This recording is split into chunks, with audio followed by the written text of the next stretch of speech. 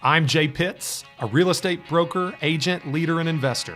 For the last decade, I've navigated the craziest of real estate markets this country has ever seen, selling over 2,000 homes, moving in and out of markets, always ahead of the curve. And now I'm bringing that perspective to you. This is your resource, and Real Talk About Real Estate starts right now.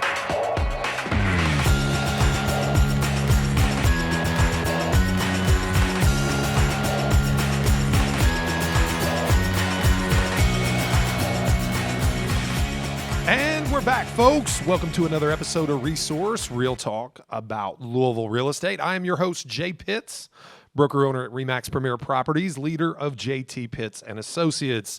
Let's get the bills paid right up front. Just as always, find us on all the streaming platforms, all the podcast platforms that you may enjoy. First and foremost, Apple Podcasts or iTunes, whichever you call it. I think they want you to call it Apple Podcasts these days. But if you find us on there, certainly would appreciate the 5-star review. Give it a subscribe. Get the episode sent directly to your iOS devices on a weekly basis. It's the largest platform out there. So the more you can do, the more we appeal to the benevolent overlords that write these kind of algorithms and decide who gets to see our show. So anyway, give us a 5-star there. 4 stars are not accepted, unfortunately. Also on Spotify, iHeartRadio, Amazon Music, Deezer. That's a new one, or was it? Deezer. I don't know Deezer, but we're there. You can find us. Stitcher, I am aware of. Pandora's a new one. Pandora? Okay. Pandora, I think Spotify kind of won that race, but Pandora is cool. We can listen to Pandora. And Google Podcasts, of course. Give us reviews. I don't know if we can have reviews, but if you can, we appreciate those as well. You can find us on Facebook. We're streaming live right now to our private Facebook group. You can get access to that. All you must do is find me somewhere where I am. That can be a text message. That can be in the hall at the office, or, at Starbucks, and ask for access. You must be a realtor. You must be in the Louisville area. We will expand to Central Kentucky just to allow you guys access, get in on the conversation, and get live access to the streamed show weekly on or about noonish. We don't say noon precisely. Here we are at 12:13. We have a fluid sense of time here at Resource. So the Resource Podcast, you can find us there on Facebook in that group. You can find us at facebook.com/The Resource Podcast, which is our page for links to full episodes and also snippets of the show that you can sample. You can find us on Instagram at JPittsRealtor. Same on Twitter at JPittsRealtor. On Instagram, you can find quick clips of the show that we produce weekly to give you an idea of what the show is about. That is on both Reels and IGTV. You can find us on TikTok. I will spare you the spiel about my cute kids and their photos this week. TikTok at J_Pitts, which Seth gets to exercise some creative license there and make me look good, hopefully, in the process. You can find full episodes, video variety on youtube.com/JPittsRealtor. Also, before we get started on today's topic, don't forget about our sister piece of content, JTP University. We produce that weekly as well. That is a 5 to 6 minute episode. I say 6 because everyone around here jokes that I can never keep to a time limit. 5 is what it's supposed to be, more likely going to be 6. Either way, it's a tactical piece of content that you can take and put to use in your business right now. And yes, there are bells ringing at the word tactical. That is one of the most overused words in the podcast. All right, now that the bills are paid, let's get to today's topic. This hit me early in the week, and if you're a regular listener, sometimes I don't know what I'm going to say when Seth starts counting 5, 4, 3, 2, 1, and you're about to go live. This week, I literally came up with this idea over the weekend. So I've been kind of stewing on this, and I hope you enjoy it. It's something that was incredibly influential, and it remains so, but incredibly influential on my approach to the real estate industry and my life in general as an adult once I got out of school and into, the working world. Right? This is an exercise that I'm going to suggest to you. I'm going to go through it, nuts and bolts, how to achieve this start to finish. And the reason, what prompted me, we talk a lot. And if you go back to specifically, I'm thinking of the reel on Instagram or as we call it in-house, the snippet, the 1 minute kind of podcast snippet that we put out on various social platforms. A couple of weeks ago when it said that, real estate changes, and I'm going to paraphrase, I can't even quote myself accurately, but real estate is going to change your life. Success is going to change your life, but not always in a way that you might appreciate.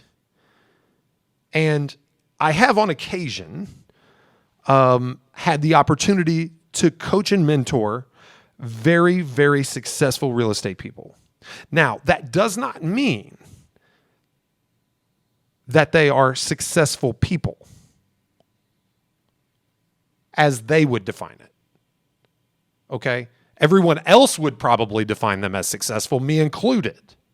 But these are people that are drivers, achievers, people that appreciate excellence in every aspect of their life.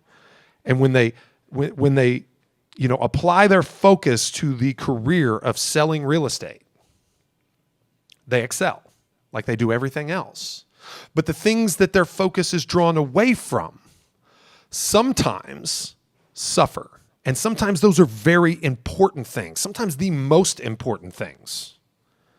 Family, children, life, health, balance, all of those things have a tendency to suffer when an incredibly driven individual, successful individual, narrows their focus intentionally to ensure success. Now, I have no doubt that these individuals felt like, and they were correct in feeling like real estate was their vehicle to live the kind of life they wanted.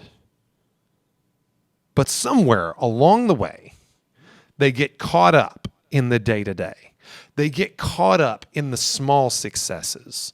They get caught up in the winning streak. That is one more pending, one more listing, another appointment, new client, have a closing, big commission check, etc., etc. And they take their focus that remains on other important things in their life and they divert it to this one thing. And yes, commission dollars are, grow exponentially at that point. It is fairly obscene when you consider that some of the most highest paid professions in our world can be exceeded by a real estate sales professional with 90 hours, clock hours, not credit hours. I don't mean, what is that? 6 semesters?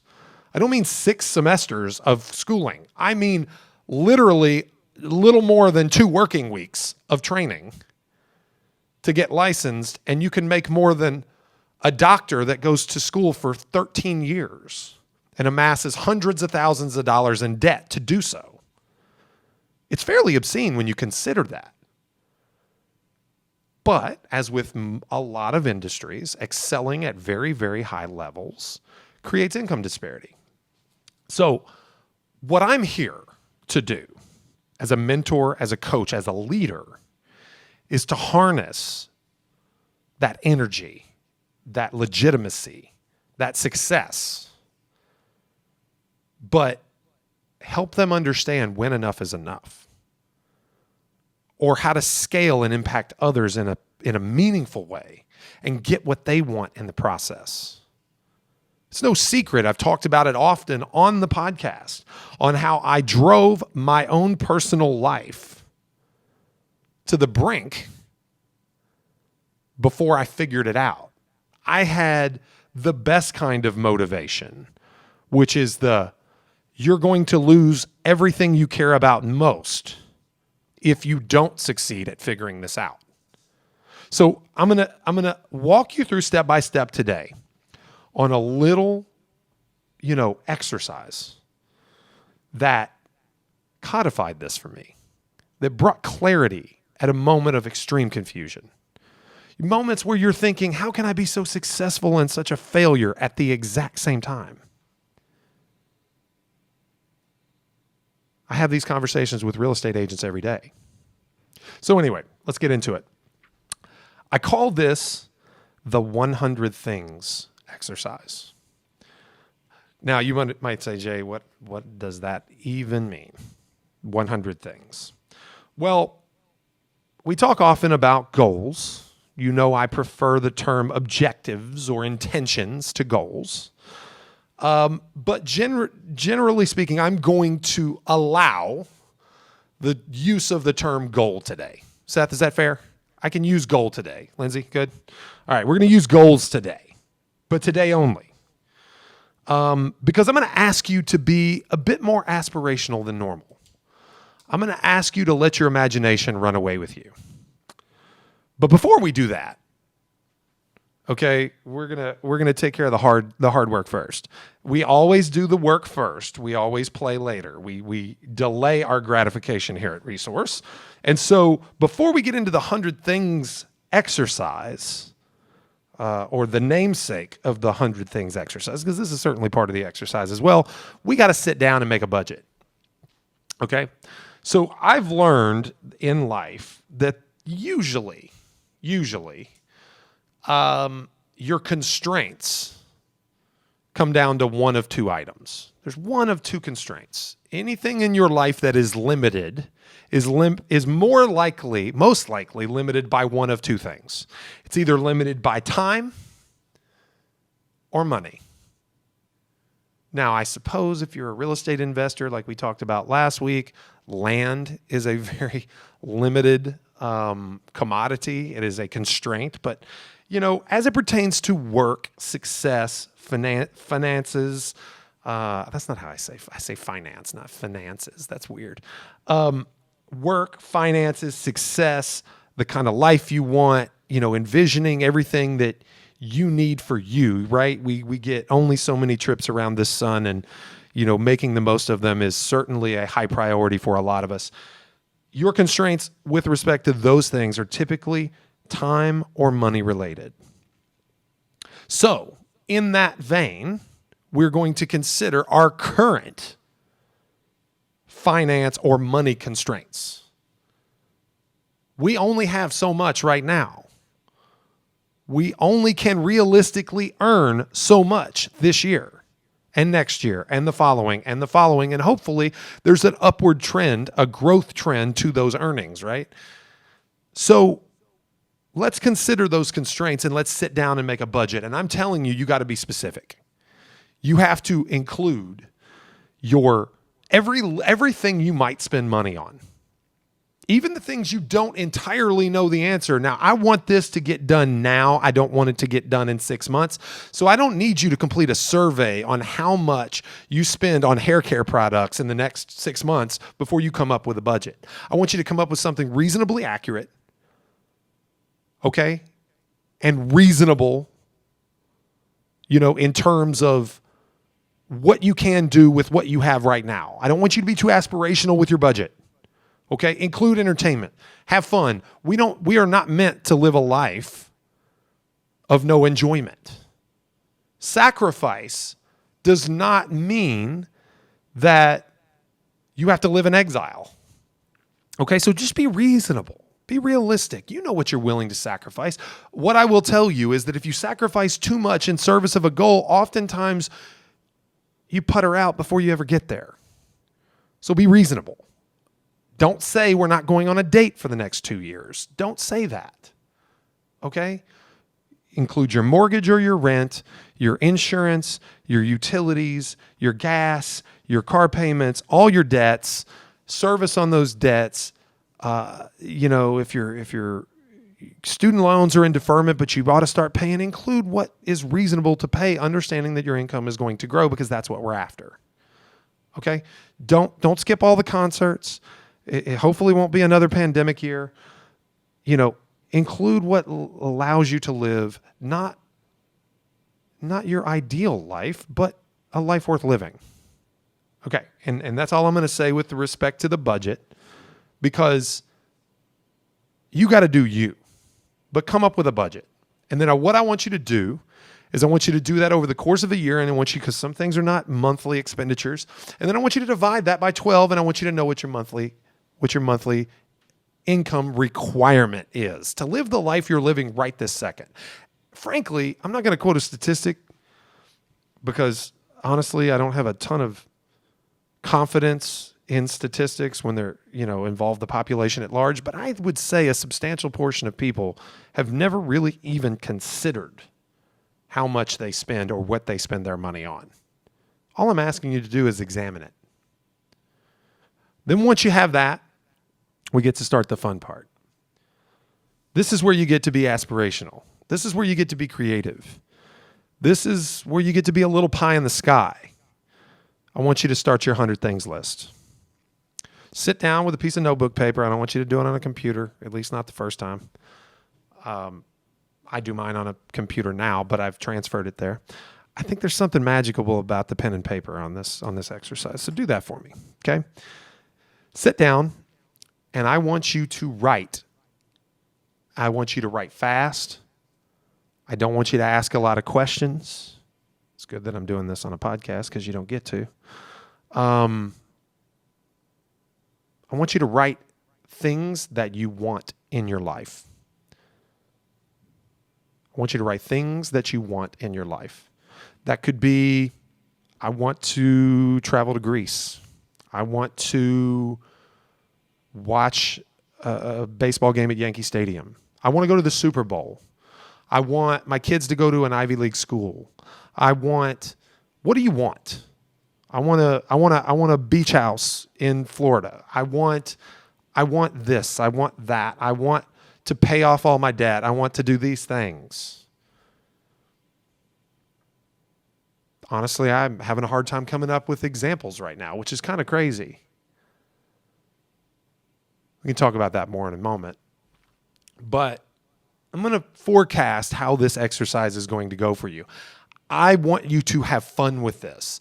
I want you to say that I want to see U2 in concert, if that's what you want.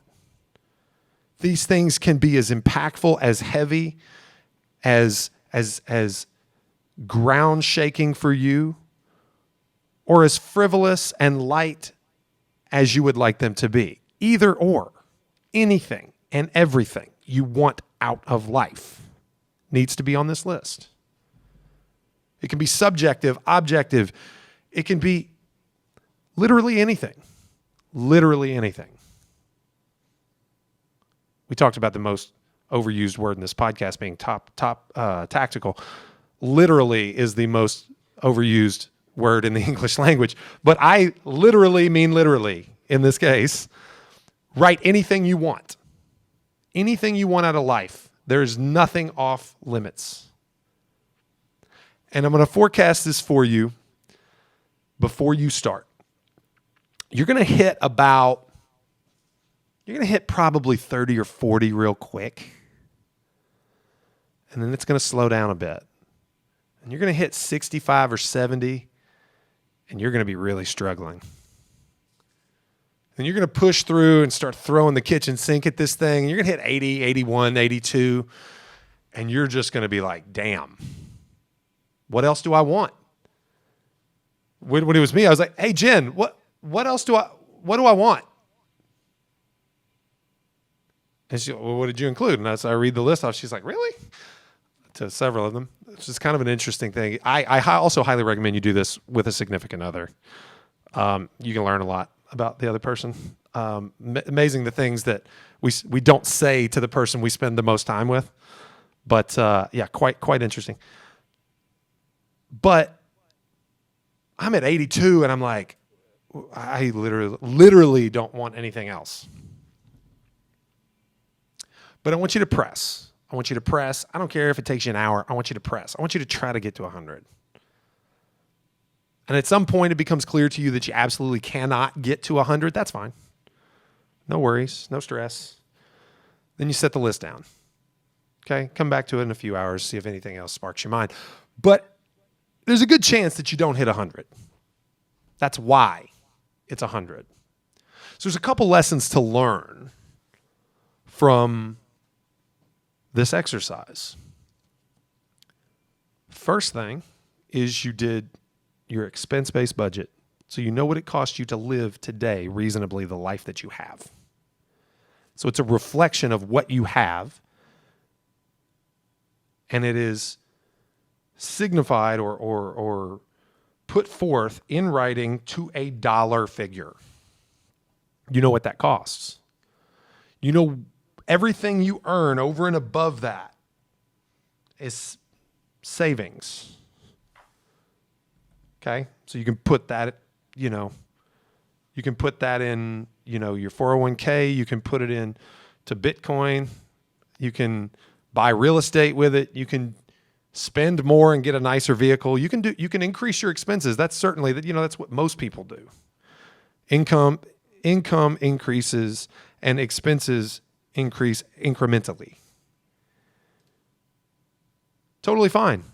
It's your life. You're the only one that gets to make these choices. So, but when you reflect on the life you have and then spend all of your energy trying to mentally create the life that you really want, it's an interesting kind of balance and comparison for you. And because we all spend probably a good portion of our lives wondering what the future may hold for us, there's this fuzzy kind of fog and haze around it. Do we really know what we want? How much time do we actually spend thinking about it? Not very much, to be honest. And because of that, there's this kind of insurmountable kind of weird feeling around what life is going to become for us. Like, how am I ever going to achieve that? It's so much. But when you sit down and you try to codify it into a list, you realize that list is a whole lot smaller than you thought it might have been. Oh, sure, I can come up with, in my whole life, of course I can come up with 100 things. But the truth is, if when investing a fair amount of time on this exercise, you can't think of something, sure, there's plenty of things out there that you don't even know that are super cool that you would totally do if you experienced them and had the opportunity. But trust me, if you don't even know that it exists, you're not going to miss, right? You're not going to miss them. You're not going to miss them because you didn't even know about them. You didn't even know that it existed. So the list is a lot smaller than you expected it to be, which means happiness is a lot more attainable than you realize. You might even come away from looking at that budget and that list and understand that some of those things are so pie in the sky that you start scratching them off the list and deciding that, you know what, I really don't even want that. And my life is actually pretty good. Imagine that. So, how does this tie back to real estate? Well, it shows you how to be thankful for what you have, how to be grateful for the opportunities you have. It simplifies your decision making because I could take you the next 2 or 3 steps in the exercise, and I'm going to very quickly. But what it does in the next 2 to 3 steps is it codifies what earnings are required to live the life of your dreams. So the next couple of steps, I take that list of 100 and I separate it into 2 categories. One is monetary, one is non-monetary. What do I mean by that? One list costs money. If I want to send my kids to an Ivy League school, that costs. If I want to see U2 in concert, wherever they might be in the world, there's a cost to that. You can figure out what those costs are. If you don't really want to take the time, that's fine. Just estimate it. Because this exercise is more figurative than literal. But you need some numbers. So after I have my monetary, non-monetary list, I take a moment to reflect on the fact that probably the majority of my list requires no money whatsoever. Because the happiness in life that you're after mostly comes from things that don't require money. but that's a whole nother episode. So let's just say this. You're going to see that 100 list, and you're going to have probably 2/3 of them on the non-monetary list. You're left with a third, and you sit down and you scratch a number next to each, and then you add that number up, and you say, damn, that's all? That's all I got to get? You take that number, you add it to your budget, you divide it against the number of years left in your life, and the number you come up with is the amount of earnings you must accumulate to live the perfect life for you. And I promise you, that number is going to be less than you expect. Now, this is true for everybody. But these high achieving types that want to sell 800 houses a year or whatever the number is, that can't say no to a client, that has unreasonable expectations, that can't, carve out their time for their family first and hold to it. And I'm not judging. I was there.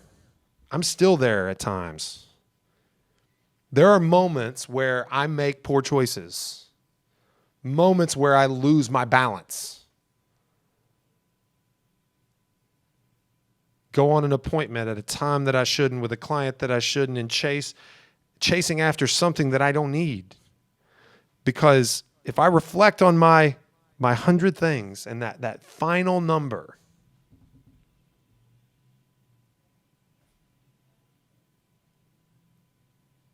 I don't need this. I don't need this commission to achieve those goals. I don't need it. We are compelled to never say no in this business. We deal with the most personal transaction that a person ever does. We help them find the place that their children sleep, that they, have. I'm not going to say it, Seth. I know you're worried that I'm going to go there. I'm not going to say the thing I said on the last episode where you all laughed at me, but this is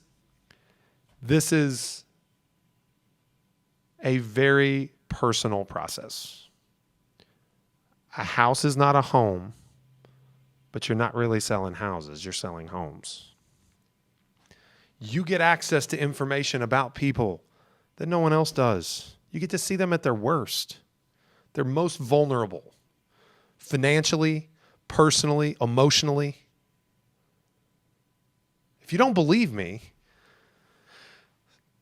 stare across the closing table at a woman who's 8 months pregnant after she just sold her home and everything she owns is on a truck, and tell her there's something wrong with the title on the house that she's buying and she doesn't get to move it, doesn't get to get the keys today. If you don't believe me, put yourself in that situation. Tell me how you feel differently. But just because we handle the most personal, vulnerable, emotional situation that someone else ever traverses, ever experiences, doesn't mean that we are required to lose all of our humanity in the process. Your feelings matter. Your emotions matter. Your family matters. Your marriage matters. And I promise you that if there is a problem in your business, and this is tough love, so I don't want you to be mad at me for saying this. If there's a problem in your business, it's you. You're the only one that gets to make these choices. Saying no is liberating. Saying no is liberating. I once sat with an agent, won't say who it is, some of the listeners will know when they hear this story, who made $500,000 a year, but wasn't happy. I said to this person, how many hours a week do you think you work? And I know it was more, but we settled on 60 hours. So I said, okay. So very simply, 60 hours a week, $500,000 a year, $100,000 every 15 hours per week, right? Simple math, right? 20%. Take 20% off the hours, 20% off the income.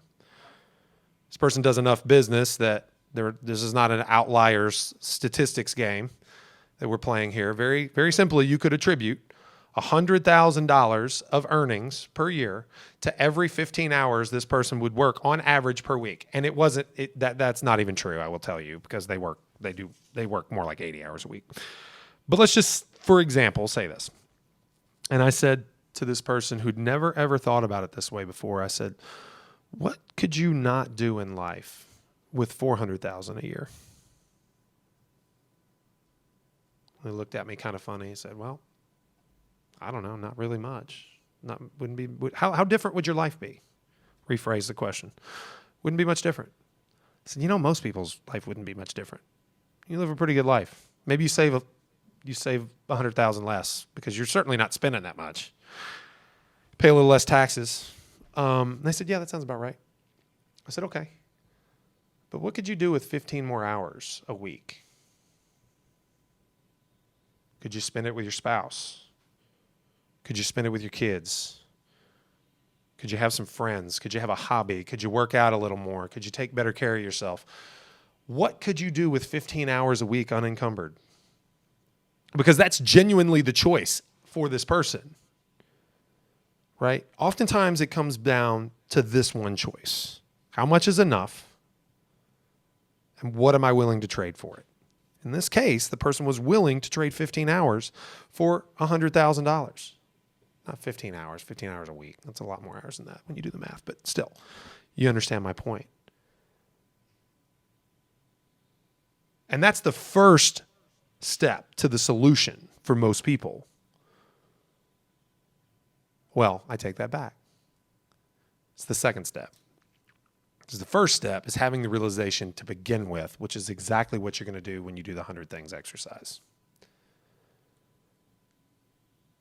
The third step is executing, making the hard choice that you may not really feel like making. The fourth step is sticking to it.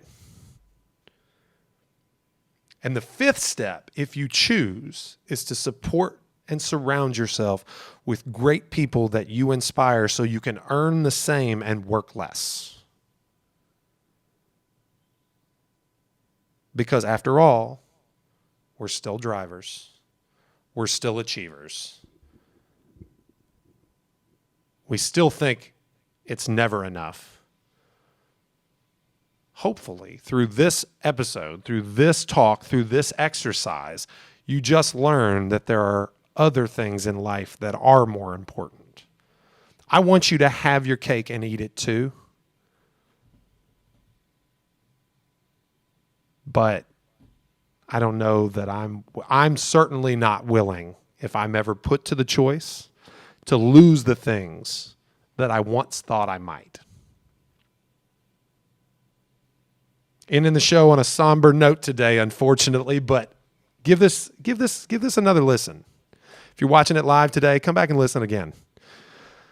Unfortunately, no good way to transition, or I guess I could say, give it another listen on Apple Podcasts, because that's where, the largest podcast platform out there. We are there. Please give us a 5-star review. Hopefully you appreciate the content we put out and would like to support us in that way. You can also find us on Spotify, iHeart, Amazon, Deezer, Stitcher, Pandora, Stepchild to Spotify, and Google Podcast. You can find us on Facebook, the private Facebook group, The Resource Podcast. Find us anywhere and ask for admittance. We will get you in at JPitts Realtor on Instagram and Twitter, J_Pitts on TikTok, YouTube.com/JPitts Realtor, Facebook.com/The Resource Podcast. Also, don't forget about JTP University. We appreciate it. Hopefully you enjoy that content as well and put it to use in your business. I sincerely hope if you are out there and you are hurting and you are confused and you don't understand how this much success could feel so badly, that you sit down with a sheet of notebook paper and an ink pen and write your list of 100 things. That's all for this week, folks. Appreciate your time. Once again, I am your host, Jay Pitts, broker owner at RE/MAX Premier Properties. This has been Resource Real Talk about Louisville real estate. We'll be back next week. See you soon.